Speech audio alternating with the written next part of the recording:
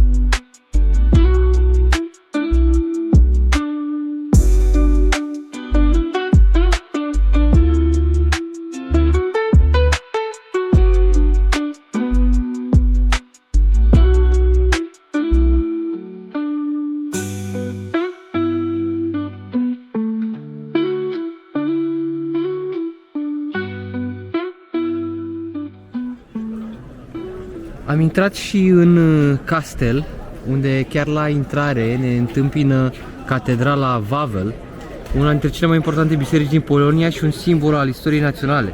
Situată pe acest deal Wawel, catedrala a fost construită inițial în stil romanesc în secolul al XI-lea, dar a suferit numeroase modificări și extensii de-a lungul secolelor, îmbinând stilul gotice, renascentiste și baroce. Catedrala este cunoscută pentru mormintele regale, unde sunt înmormântați mulți dintre regii Poloniei, precum și pentru băile lui Sigismund, un clopot gigantic care este un simbol al puterii regale. De asemenea, catedrala găzduiește o serie de capele impresionante, inclusiv capela Zlota, capela aurită, și capela lui Sigismund. Catedrala Wawel este un loc deosebit de important pentru catolici și polonezi și atrage mii de vizitatori anual, datorită arhitecturii sale impresionante și a semnificației istorice. Aici undeva în dreapta o să vedem și o statuie, cred că ăsta este Papa Ioan Paul al II-lea, Sfântul Papa Ioan Paul al II-lea, primul papă care nu e italian, nu e de origine italiană, papă polonez.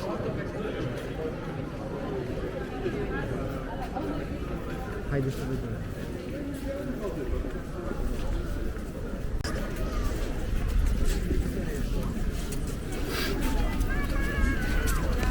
Suntem chiar în piața principală de aici, din interiorul cetății, din interiorul castelului. Se vede foarte frumos biserica din perspectiva asta. Asta de aici cred că e capela aurită de care vorbeam mai devreme.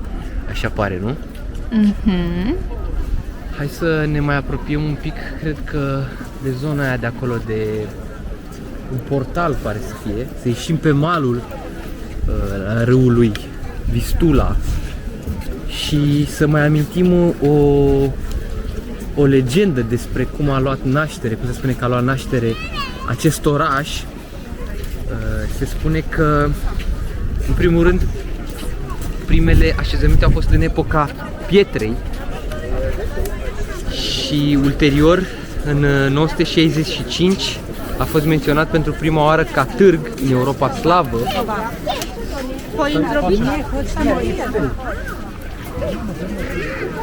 Dar legenda spune că fondarea Cracoviei a fost e pusă pe seama legendarei căpetenii Cracus, de unde și numele Cracovia, care ar fi construit peste o peșteră ocupată de un balaur, dragonul Vavel.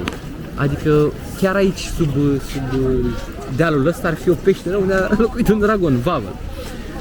Orașul a fost descris de istoricul și geograful arab Al-Masudi în jurul anului 943 în lucrarea Câmpiile de aur și minele lor de pietre prețioase. Prima atestare scrisă a numelui orașului datează din 966, când Cracovia a fost descrisă ca târg de seamă, aflat în posesia ducelui Boemiei Boleslaus I.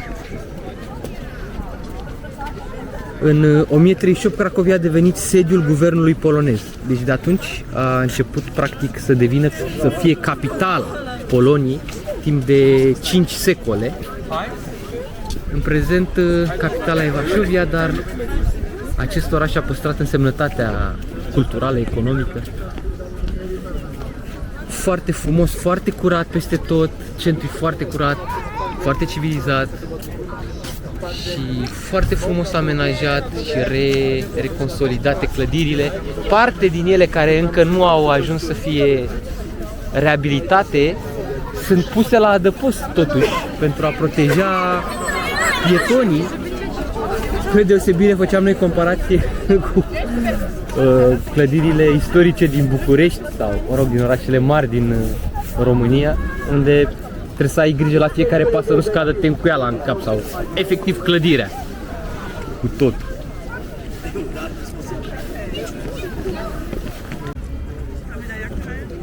O vedere panoramică de aici, de pe zidul fortificat al castelului.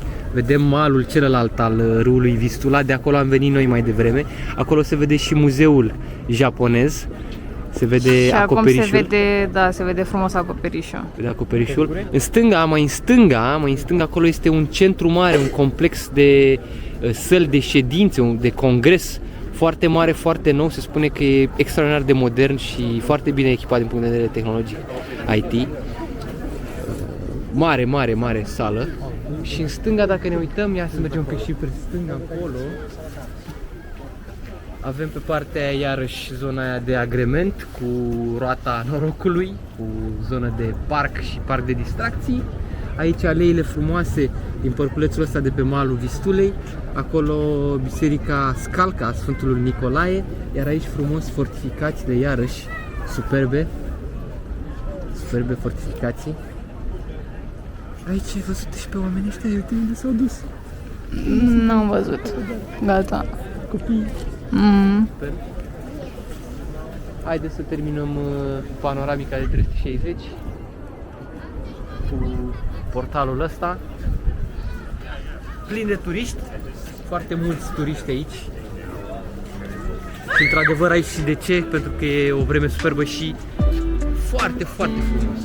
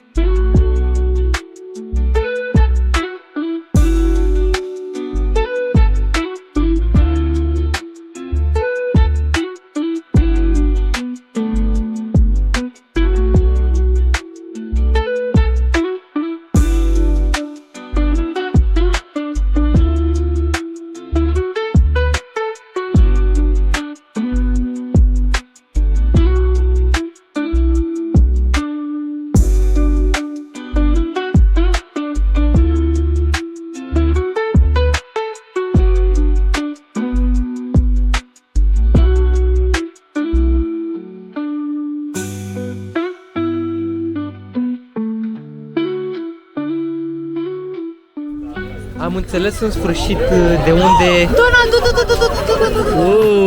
Wow. A, de-aia era negru. Wow, ia să filmăm. De-aia stă lumea la coadă, de fapt. Ok, suntem la baza castelului Wawel. La bază aici avem statuia asta, de fapt este dragonul pietrificat, am zis noi. Un dragon cu mai multe capete. Se văd acolo capetele. Și am văzut și că scoate flăcări. Da, o nebunie. să vrem. Da, superb. Acum am înțeles de ce e lumea asta, stă lumea și de ce stau copiii acolo la coadă. Este simbolul orașului, este practic legenda care spune că Cracus a omorât acest dragon care se ascundea sub peștera de sub dealul ăsta. Și într-adevăr, sub stâncile astea aici este o peșteră mică, se poate vizita contra cost, dar nu e ceva ce merită din ce am înțeles. Și am înțeles de fapt și noi care era treaba cu dragonașul ăla AK-47, dragonașul AK-47 pe care l-am întâlnit la baza podului în prima seară când am traversat, și acel model de dragonaș l-am întâlnit în mai multe locuri în oraș. Este de fapt acest dragon, simbolul orașului. Noi am zis că e dinozaur. Dar nu e dragonașul cu mai multe capete. Și uite aici ce se bucură lumea de această legendă. Și undeva acolo, uite, este și peștera, ia să vedem dacă se vede. Uite aici unde... Da, uite aici e peștera.